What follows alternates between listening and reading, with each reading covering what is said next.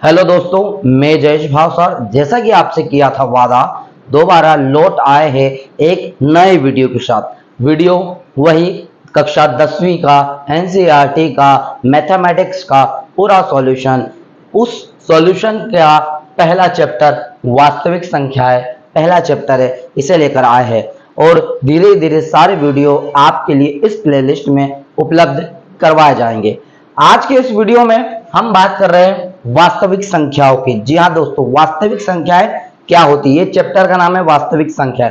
तो वास्तविक संख्याएं पढ़ने से पहले हमको ये पता होना चाहिए कि वास्तविक संख्याएं किससे बनी होती है। वास्तविक संख्या बनी होती है परिमेय संख्या और अपरिमेय संख्या से। जिन संख्याओं में परिमेय संख्या और अपरिमेय संख्या दोनों ही प्रकार की संख्याएं आती है, ऐसी संख्याओं को हम वास्तविक संख्याएं कहते हैं। लेकिन इससे पहले हमको थोड़ी सी संख्या पद्धति के बारे में या संख्या के प्रकारों के बारे में समझना बहुत ज्यादा जरूरी है। देखिए दोस्तों, सबसे पहले तो संख्या के बारे में या संख्या के प्रकार के बारे में पढ़ने से पहले सबसे पहली संख्या आप और मैं जानते हैं, वो होती है प्राकृत संख्या। कौन सी होती है दोस्तों?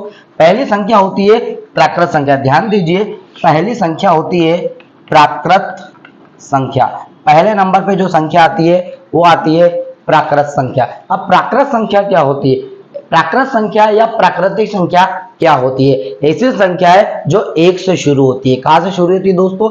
ऐसी संख्या है जो एक से शुरू होती है। ऐसी संख्या है जो एक से शुरू होती है। ऐसी संख्या है जो एक से शुरू होती है, प्राकृत संख्या कहलाती है। इसके बाद अगली संख्या आती है, वो आती है हमारी पूर्ण संख्या। अगली संख्या आती है पूर्ण संख्या। अब अगर आपने पूर्ण संख्या के बारे में नहीं पढ़ा, यहां पर आगे बढ़ जाओ।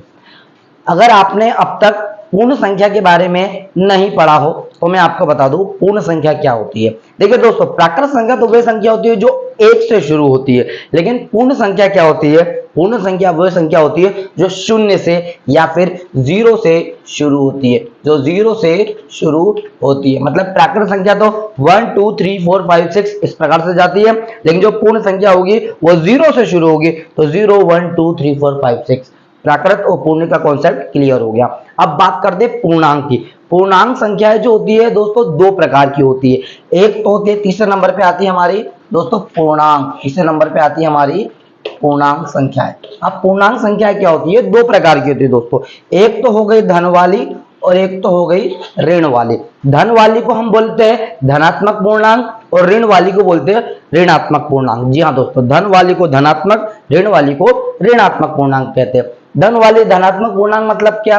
तो हमने कहा 1 2 3 4 5 6 7 8 9 10 ये धनात्मक पूर्णांक हो गई। और अगर ऋण वाली की बात करेंगे तो ऋण 1 ऋण 2 ऋण 3 ऋण 4 ऋण 5 ऋण 6 इस प्रकार जो ऋण में आती है उसको ऋणात्मक कहते हैं। जो धन में आएंगे उसे धनात्मक पूर्णांक कहेंगे। तो पूर्णांक दो प्रकार के होते हैं, धनात्मक और ऋणात्मक। इसके बाद हम अगली संख्या की बात करेंगे, वो होती है सम संख्या। कौन सी होती है दोस्तों? अगली संख्या आती है हमारी सम संख्या। अब सम संख्या क्या होती है? सम संख्या जिसके अंत में या तो जीरो आ जाए या दो से पूरी तरह से विभाजित हो जाए, मतलब जिसका भाग दो से चला जाए या फिर अंत में जीरो आए, तो इसी संख्या को सम संख्या कहते हैं हम लोग। जबकि विषम संख्या की हम बात करेंगे तो विषम संख्या क्या होती है? ना आखिरी में जीरो आना चाहिए ना दो से भाग जाना चाहिए। ना आखिरी में जीरो आए ना दो से भाग जाए, तो इसी संख्या को हम कहते हैं विषम संख्या।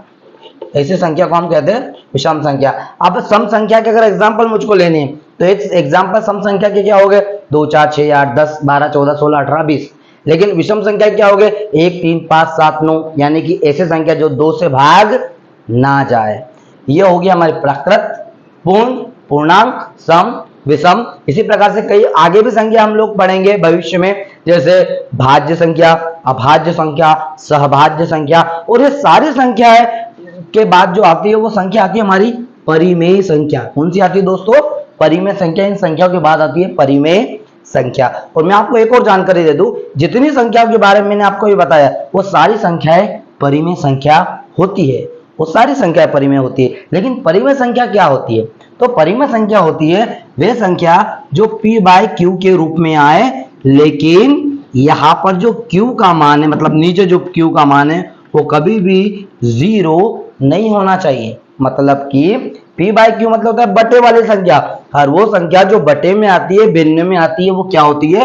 परिमेय संख्या होती है। लेकिन जीरो हर में नहीं आना चाहिए। जीरो हर में कभी भी नहीं आना चाहिए। तो ऐसी संख्या परिमेय संख्या कहलाती है। कई बच्चों का डाउट होता है, सर एक बात बताइए मुझे, आपने कहा परिमेय संख्या जो बटे में आती है, अब मैंने यहाँ पर लिख दिया 5, सर क्या ये परिमेय संख्या? मैं कहूंगा हाँ ये परिमेय संख्या है।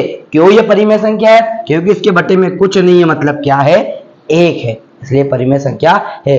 तो इसका मतलब क्या सर, जो अगर माइनस वाली संख्या लेंगे -3, क्या ये भी परिमेय संख्या है? जी हाँ ये भी परिमेय संख्या है, क्योंकि ऊपर का जो नंबर है ये तो ऋणात्मक पूर्णांक है, और लेकिन इसके बटे में कुछ नहीं, मतलब 1 है, तो ये परिमेय संख्या हो जाती है। क्योंकि अभी थोड़ी देर पहले मैंने आपको कहा कि प्राकृत, पूर्ण, पूर्णांक, सम, विषम, भाज्य, अभाज्य, सभाज्य सारी संख्याएं परिमेय होती है, सारी संख्याएं परिमेय होती है। तो परिमेय संख्या के बारे में आप समझ चुके होंगे कि वे संख्या है जो बटे में आती है या फिर p/q के रूप में आती है, लेकिन जो q का मान है कभी भी 0 नहीं होना चाहिए, ये आपको ध्यान रखना है।